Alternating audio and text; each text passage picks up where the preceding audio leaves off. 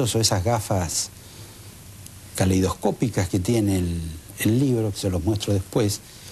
Dicen que es un éxito de venta, él me lo acaba de confirmar. Y te quería preguntar, ¿se lo enviaste de regalo a Cristina? No, se lo envié a otros miembros del gabinete de ella, pero a Cristina no. Pero vos no terminaste tan mal con ella. No, pero no sé si lee estas cosas, por lo menos, no sé si las lee. Bueno, pero para lo menos para que tenga un recuerdo en la biblioteca. No, pero estoy seguro que el jefe de gabinete, por ejemplo, o alguien de jefatura de gabinete le hará un resumen, como pasa con los presidentes. ¿Vos creés que Aníbal Fernández se dedica a eso? Creo que siempre se le da letra y se le da resúmenes a los presidentes porque efectivamente no tienen tiempo suficiente para leer todo. Así como uno recibe un resumen de prensa, por ahí la gente no sabe, pero cuando está en un cargo público recibe un resumen de prensa con todas las noticias del día, en donde uno no sabe si es la tapa de Clarín o el pirulo de un diario de Pigüé, y todo tiene el mismo tamaño, entonces la gente se asusta con algunas cosas que no debería asustarse. O sea que esas reducciones que harían los ministros de tu libro son peligrosas para el entendimiento de Cristina. Es probable, lo que pasa es que reducir esto más de lo que está es complicado. Vos viste, son capítulos muy cortos, muy dinámicos. Sí, para mi gusto demasiado corto, sobre todo que decir, bueno, hablo de la pobreza y es una carilla y media. Sí, pero depende de dónde la leas. Sí, pero en la India me parece que tiene para mucho. Sí, bueno, pero una carilla y media para algunos es mucho, para la pobreza. Hay gente que no quiere ni siquiera leer una carilla de la pobreza. Una y media, 50% más. Vos sabés que leía el otro día un reportaje tuyo donde decís que Cristina aprendió. Sí. Pero sí tiene más inflación que cuando estabas vos. ¿Qué es lo que aprendió? No, creo que está... ¿O estás hablando de otros rubros? No, creo que estoy hablando de otros rubros. Está aprendiendo a ser presidenta ella, me parece.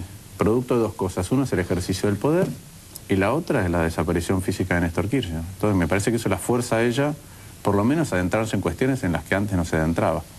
Con respecto a lo que decís, a la inflación, a la economía, seguimos teniendo los mismos problemas que antes, pero agravados, porque a medida que pasa el tiempo es como... La inflación es un poco como una persona gorda, ¿no? Ahí vas a tener después a 2 médicos. No me hables de eso que me pone mal. No, pero digo, cuando vos tenés 4 kilos de más, ajustás un poquito tu dieta, salís a caminar y estás. Cuando tenés 40 kilos de más, el esfuerzo que tenés que hacer es más grande, tu cuerpo lo tolera menos, está acostumbrado, te quedan secuelas físicas, y es un poco igual. Ahora, eso implica que en alguna medida estás extendiendo el problema a la misma población. Esto es que la población está acostumbrándose a vivir con una tasa de inflación promedio de 25% y a una serie, digamos, de anomalías paralelas en materia fiscal, por ejemplo, y lo acepta como algo natural. En materia fiscal, en materia financiera, digamos, hoy no tenés ningún lugar, el pequeño ahorrista no tiene ningún lugar donde salvaguardar su poder adquisitivo y lo que hace es adelanta consumo. Vos te vas a comprar un auto, si lo cambiás cada 4 años, 5 años, y ahora te guardás la plata, dentro de 5 años te compras la mitad del auto. Entonces lo compramos a los dos. Pero hay una economía... Eso como en los países modernos. Sí. Bueno, como Irlanda. Vos sabés que Irlanda tenía... El parque automotor de Irlanda tenía la mitad de años que el de Alemania. En su mayoría además eran autos alemanes. Pero decían que la economía de ellos no era como la Argentina. No, tiene algunas diferencias. Pero eso está pasando. El otro día un economista que trabaja conmigo, muy bueno, joven, hacía un cálculo que es... Bueno, se murió la lapicera. Que vendemos 700.000 autos por año. Sí. Son 4 metros cada auto mínimo. Son 2.800 kilómetros de autopista nuevos cada año de autos. Solamente. ¿Qué? Autopistas que no se hacen. Autopistas que no se hacen. Bueno, eso también tiene que ver con la comunicación oficial, ¿no? Ahora, volviendo no a tu periodo, sino entre lo que fue tu participación en el gobierno y lo que ves ahora, si uno mira con algún tipo de perspectiva, se da cuenta, y más allá del incidente personal que todo el mundo vio, que el padre del modelo económico en la Argentina en realidad es Guillermo Moreno. Que el verdadero ministro de Economía, el que expresa el pensamiento de este gobierno es Moreno, ¿o no? Pobre hijo, entonces. Ese es el padre de... Bueno, somos como 40 millones de hijos.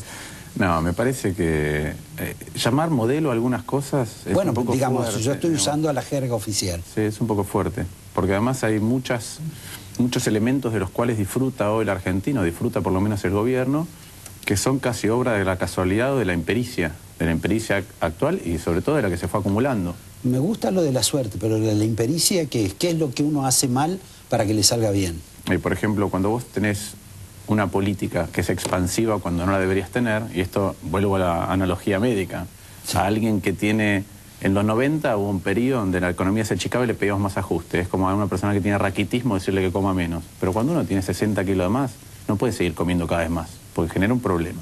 Entonces eso en su momento generó una inflación muy alta. Entonces, bueno, ¿cuáles son los logros de los que se vanagloria a veces el gobierno? Recaudación récord.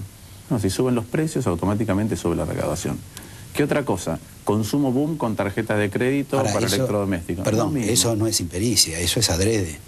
¿Sabes que yo creo que no? Que vos me decís que, por ejemplo, que hace 2 años cuando teníamos discusiones, o 3 años, yo me fui ya hace 3 años, que mis discusiones más fuertes eran sobre esto, sobre los subsidios y sobre la inflación.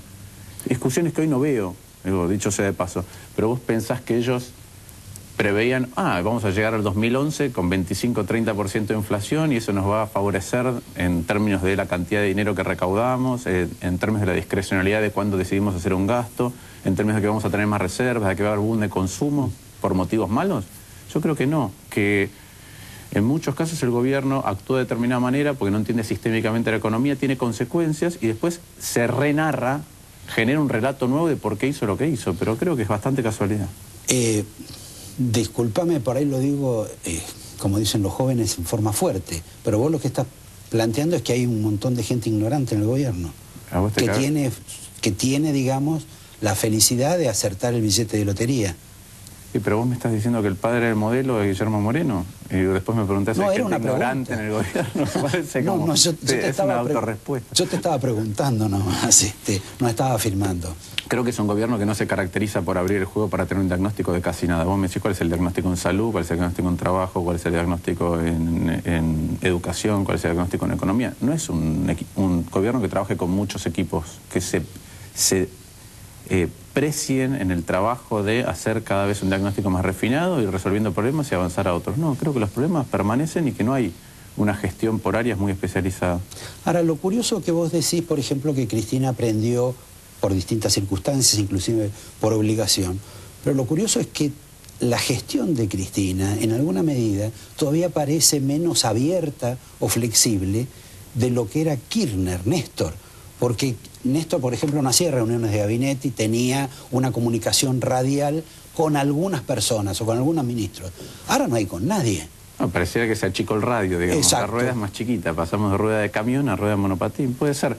Pero también ocurre lo que vos decías, hay áreas, por ejemplo, el área de economía, que hay un montón de circunstancias, esta suerte de boom de consumo y de inflación, que en el corto plazo pueden poner más cómodos a uno, incluyendo al gobierno, porque tiene más dinero, pero que nos va a perjudicar a todos en el mediano plazo, más el contexto internacional, que hacen que, aunque no tengas piloto de economía, porque yo tampoco creo que Néstor Kirchner fuera un buen piloto de la economía 2006, 2007, 2008, yo no compro eso. Aunque no tengas piloto en el avión más o menos se mantiene. Y el ejemplo más claro es el Ministerio de Economía per se. Este avión funciona muy bien sin piloto. Lo veo. Pero fíjate, el ejemplo más claro es el Ministerio de Economía per se. ¿Por qué digo esto? El Ministerio de Economía fue despojado de agricultura, de producción, de comercio que nunca lo tuvo, digamos.